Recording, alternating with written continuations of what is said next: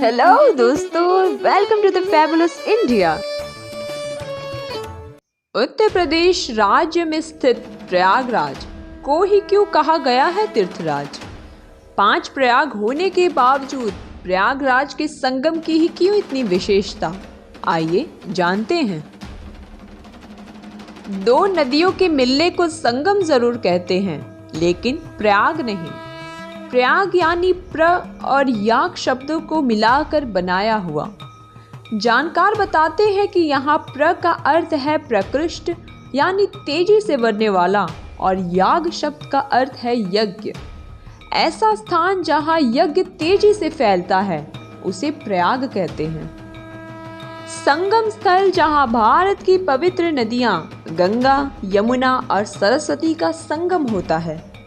हालांकि सरस्वती दिखती नहीं, पर लोगों की मान्यता है कि वह अदृश्य रूप में होकर गंगा और यमुना की धाराओं के नीचे बहती है। इसीलिए यहाँ के संगम स्थल को त्रिवेणी संगम कहा जाता है। त्रिवेणी संगम की धार्मिक महत्व के बारे में ऐसी धारणा है कि समुद्र मंथन के समय जब अमृत कलश प्राप्त हुआ, तब देवता लोग इस अमृत कलश को असुरों से बचाने के प्रयास में लगे थे। इस खींचातनी में अमृत की कुछ बूंदें धरती पर आ गिरी, और जहां जहां यह बूंदें पड़ी उन स्थानों पर कुंभ का मेला लगता है। ये स्थान उज्जैन, हरिद्वार, नासिक और प्रयाग है। इस स्थान पर कलश से अमृत की बूंदें छलकी थी। इस कारण लोगों का विश्वास है कि संगम में स्नान करने से सारे पाप धुल जाते हैं और स्वर्ग की प्राप्ति होती है। दूर दूर से श्रद्धालु लोग इस पावन तीर्थ यात्रा के लिए यहाँ आते हैं, पवित्र जल में डुबकी लगाते हैं और पूजा अर्चना करते हैं। प्रत्येक 12 वर्ष में यहाँ पर महाकुंभ मेले का आयोजन होता है, जो कि अपने में एक लघु भारत का दर्शन करने के समान है। इसके अलावा प्रत्येक वर्ष लगने वाले माघ स्नान और कल्पवास का भी बहुत महत्व है। रामायण के अनुसार यह संपूर्ण विश्व का एकमात्र स्थान है जहां 3 नदियां गंगा, यमुना और सरस्वती मिलती हैं। यहीं से अन्य नदियों का अस्तित्व समाप्त होकर आगे एकमात्र नदी गंगा का महत्व शेष रह जाता है। इस भूमि पर स्वयं ब्रह्मा जी ने यज्ञ आदि कार्य संपन्न कर ऋषि और देवताओं ने त्रिवेणी संगम में स्नान कर अपने आप को धन्य माना है। उत्तराखंड को देवभूमि कहा गया है। वहाँ 5 प्रयाग, धौली गंगा और अलकनंदा के संगम पर विष्णु प्रयाग, मंदाकिनी और अलकनंदा के संगम पर नंद प्रयाग, अलकनंदा और पिंडर के संगम पर कर्ण प्रयाग, अलकनंदा मंदाकिनी के संगम पर रुद्र प्रयाग और भागीरथी और अलकनंदा के संगम पर देव प्रयाग। यहाँ तक गंगा का नाम कहीं नहीं है। नदी इससे आगे चलकर गंगा कहलाती है।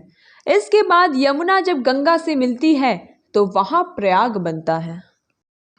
यह संपूर्ण विश्व का एकमात्र स्थान है जहां पर 3 नदियां मिलती है, और यहीं से अन्य नदियों का अस्तित्व समाप्त होकर आगे एकमात्र नदी गंगा का महत्व शेष रह जाता है।